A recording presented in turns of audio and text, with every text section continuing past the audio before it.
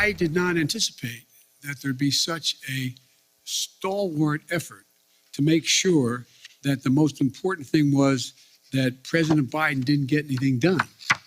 Think about this. What are Republicans for? What are they for? Name me one thing they're for. Biden asked today what the Republican Party stands for. He's very frustrated that Republicans won't go along with any of his agenda, and he says that means you guys don't stand for anything.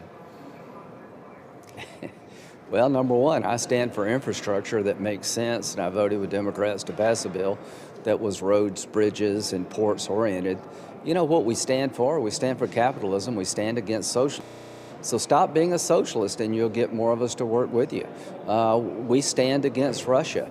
Come up with a coherent policy against Putin and I'll be with you, Mr. President. We stand for law and order.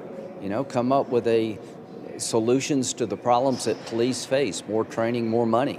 I'll stand with you. So the reason he's not getting anybody in the Republican Party to help him is the nature of his agenda. And it's not our nature, you know, Susan Collins, a bunch of us up here work across the aisle. There's nothing to work with here.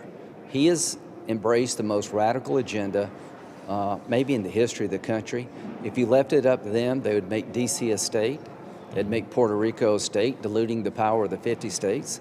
They would pack the Supreme Court. They would abolish the Electoral College.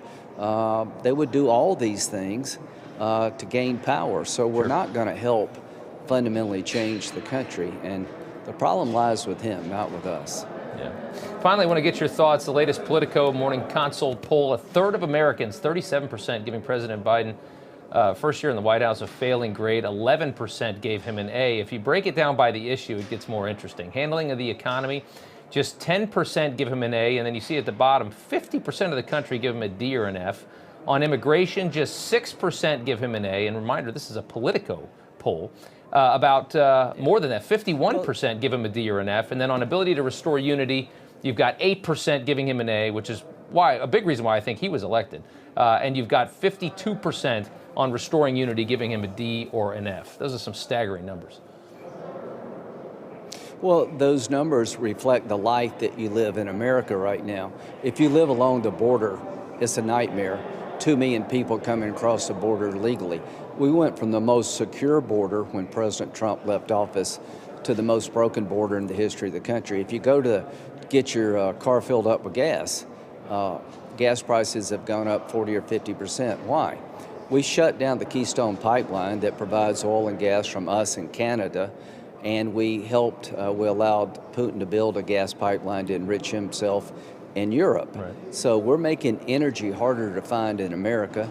We've lost our energy independence, so that puts pressure on the gas pump. Inflation is rampant because we've spent so much money up here in Washington. They flooded the marketplace with government money. They've made it harder to create a job than it is to work. You pay people more not to work. So what people are telling you in these polls is that the life they're living under Joe Biden has been pretty disappointing. They voted for a centrist. They've got a doormat in terms of standing up to the radical left.